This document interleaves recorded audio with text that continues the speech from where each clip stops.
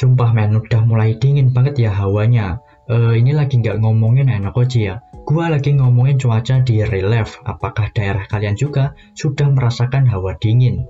Malam-malam lagi dingin, nontonnya Enokoji. Auto menggigil berasa ada di kutub utara ya kan.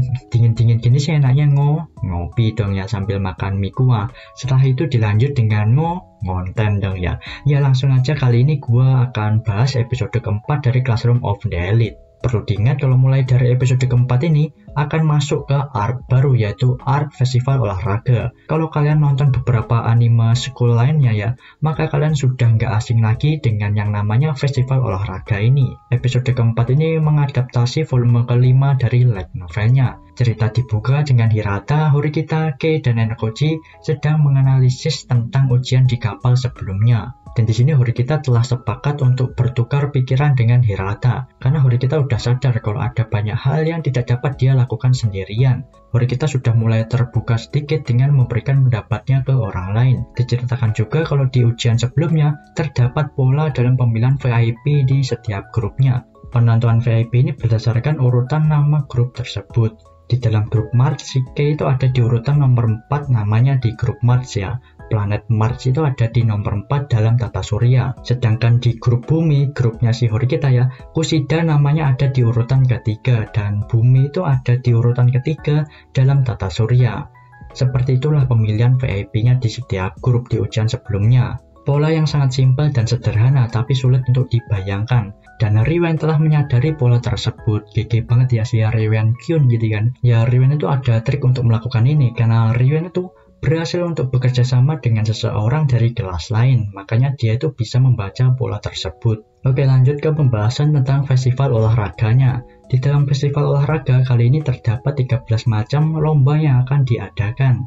Dan di dalam festival olahraga ini akan ada keuntungan dan kerugian yang didapat untuk kelas. Di festival olahraga ini terbagi dua kategori ya, kategori individu dan kategori kelompok. Dalam kategori kelompok akan lebih banyak mendapatkan poin daripada kategori individu. Seluruh angkatannya itu akan diadu dalam dua kubu yaitu tim merah dan tim putih. Jadi murid kelas 1 sampai kelas 3 itu semua itu akan ikut dalam festival olahraga ini. Jadi akan meriah gitu ya kondisinya. Dalam festival olahraga ini bisa menjadi kesempatan Horikita untuk bisa berbicara dengan kakaknya yaitu si Manabu. Karena jarang-jarang ada ujian yang mengikut sertakan semua angkatan seperti ini. Tim merah berisikan kelas A dan kelas D angkatan tahun pertama hingga angkatan tahun ketiga. Sebaliknya, kelas B dan kelas C juga itu begitu, akan digabungkan semua angkatan juga. Berarti kelas D atau kelasnya Horikita akan menjadi rekan dari kelas A, kelasnya si Sakayanagi. Sedangkan kelas B, kelasnya Ichinose, akan bersekutu dengan kelas C, kelasnya Riwen. Semua murid itu akan disuruh mengumpulkan poin lewat lomba yang akan diadakan nantinya. Secara gambaran nih ya, nantinya tim merah dan tim putih akan ngumpulin banyak-banyakan poin gitu. Ya kalau kalian udah nonton anime genre school yang mengadakan festival olahraga, pasti kalian akan tahu gambaran dari festival olahraga kali ini. Nah, bagi orang yang mengumpulkan poin terbanyak alias banyak memenangkan lomba dan masuk dalam peringkat 1, 2, 3 dalam kategori mengumpulkan poin terbanyak, maka orang tersebut itu akan mendapatkan nilai tambahan di dalam ujian tulis mendatang, serta dapat poin pribadi juga tentu saja. Tapi hadiah poin pribadi dalam lomba kategori kelompok itu lebih besar dibanding kategori individu ya. Dan bagi murid yang istilahnya itu sedikit mengumpulkan poinnya dan berada di 10 terbawah, maka nilai ujian tulis orang tersebut itu akan dikurangi 10 nilainya. Dan poin pribadinya juga itu akan dikurangi 1000 kalau nggak salah ya. Ini gue sambil nyocokin aturan dari light novel dan animenya ya by the way. Untuk aturan festival olahraga kali ini tuh nggak usah terlalu dihiraukan sih sebenarnya, ribet kalau mau dimengerti semuanya. Mending kalian nonton aja sampai next festival olahraga dimulai, pasti kalian akan mengerti mekanismenya kayak gimana. Ya sebenarnya festival olahraga ini simpel ya, adu fisik gitu ya dalam lomba olahraga gitu, seperti lari estafet, sprint gitu, tapi aturan dan poin yang didapat aja yang ribet dan banyak gitu informasinya. Oke, di animenya gua rasa itu kurang rinci dijelasin tentang festival olahraganya kali ini mekanismenya. Di light novelnya aja rumit banget tuh aturan dan hadiah yang didapat. Di animenya rada dipercepat gitu penjelasannya, jadi rada mumet gitu dan nge-lag gitu ya untuk mencernanya. Oke, next saja, kalian pasti akan turu juga gitu kan, gua lagi bahas tentang aturannya. Lalu next tentang arti tatapan dari Cabasera Sensei untuk Ayano-koji. Tatapan Cabasera Sensei itu istilahnya itu memberikan isyarat kepada Ayano-koji kalau Ayano-koji itu harus bergerak di festival olahraga kali ini. Kalian harusnya masih ingat ya ancaman dari Cabasera Sensei dulu di season 1-nya. Nah, alasan Ayano-koji mau bergerak di ujian sebelumnya, ya ujian di kapal dan ujian di pulau, ya karena ancaman dari Cabasera Sensei ini. By the way, interaksi di kelasnya itu kelihatan hidup dan bagus banget ya. Contohnya kayak Matsushita, Sato, dan Haruka itu dapat dialog masing-masing. Walaupun cuma sepatah kata doang ya, tapi kayak terasa hidup aja gitu. Diskusi di dalam kelas ya, terasa hidup gitu dan bagus. Dan kalian ngerasa nggak sih ya, kalau si Sato makin glow up aja semakin kesini, sedangkan Koenji malah ngeblur gitu ya. Koenji kayaknya anak tiri dari Studio Lars ya. Next, ada dua pendapat yang saling bertentangan di dalam kelas. Si Horikita tuh menyarankan untuk yang punya kemampuan atletis saja yang diikut sertakan dalam lomba berkelompok. Sedangkan si Kei setuju dengan pendapatnya Shinohara, kalau yang nggak atletis pun pengen ikut dalam kategori berkelompok. Tentu saja tujuannya itu untuk mendapatkan poin pribadi yang lebih banyak ya. Si Kei itu berusaha keras untuk menentang saran dari Horikita. Yang setuju dengan saran Horikita di dalam kelas itu 10 orang dan itu rata-rata semua laki-laki. Sedangkan yang mendukung Kei itu ada 8 orang dan itu perempuan semua. Dan di sini Sudo itu mengacungkan dua tangan ya, yang berarti Sudo itu menunjukkan untuk ngasih dukungan penuh terhadap Horikita. Dan di sini Ayano-koji lah yang menyuruh Kei untuk menantang usulan dari Horikita, lalu meminta pendapat dari Kushida.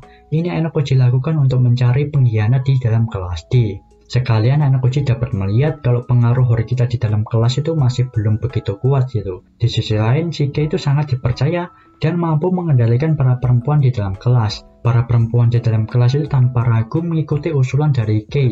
Inilah kelebihan dari Karizawa Kei ya, si Kei itu dapat mengendalikan perempuan di dalam kelas. Kei itu sebenarnya bingung apa maksud dari perintah Ayano-koji. Ayano-koji dengan coolnya menjawab kalau akan ada pengkhianat di dalam kelas D. Lalu setelah itu si Kei itu disuruh pergi langsung gitu ya. Gila, Kei langsung refleks pakai jaket itu pasti ya. Dingin banget gitu si Ayano-koji. Lalu saat pengukuran kekuatan cengkraman tangan, si Ayano-koji itu berniat untuk nggak mau mencolok dan tanya ke Sudo, berapa rata-rata kemampuan cengkraman anak cowok ya. Sudo dengan percaya dirinya itu menjawab kalau ada di sekitar 60 kilograman.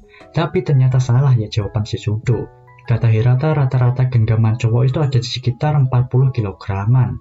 Memang sesat Sudo ini yang penyesalan Ayano-koji itu tanya ke Sudo yang merupakan otak otot gitu si Sudo. Di festival olahraga ini Sudo itu sangat bersemangat ya karena dia itu percaya banget sama stamina yang dia miliki dan dia itu berniat untuk mengikuti semua kategori kelompok. Sudo juga tuh memberikan arahan saat melatih teman-temannya. Ada juga Sakura yang sedang melatih staminanya dan ada juga si Horikita yang nggak berjalan lancar saat berpasangan dengan Onodera. Horikita bukannya nyamain tempo dengan pasangannya, si Horikita tuh berpikiran kalau yang larinya lebih lambat itu yang nyamain ritmenya.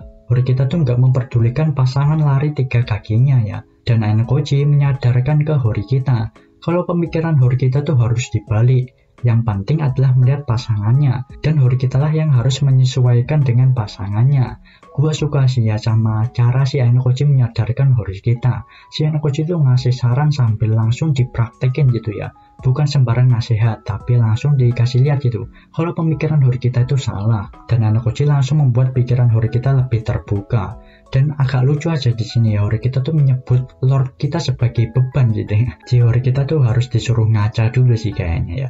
Lalu episode 4 ini diakhiri dengan Ayano-koji yang mengatakan kalau pengkhianat kelas D adalah Kushida. Ayano-koji besok sudah janjian ketemuan dengan Kushida dan Ayano-koji ingin Horikita untuk ikut juga besok. Nah sebenarnya sebelum semester baru ini ada liburan musim panas.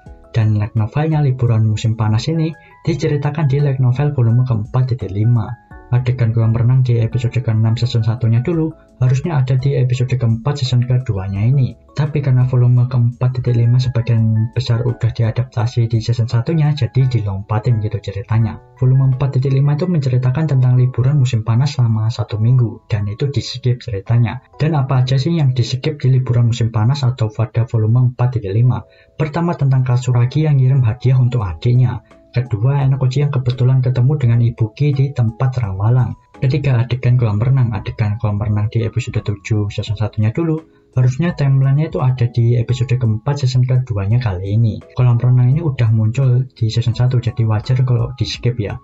Keempat, perkenalan sekilas tentang wakil ketua OSIS Nagumo. Kelima, cerita tangan Horikita yang nyangkut di botol. Untuk Nagumo mungkin bakalan ditampilin di episode selanjutnya ya.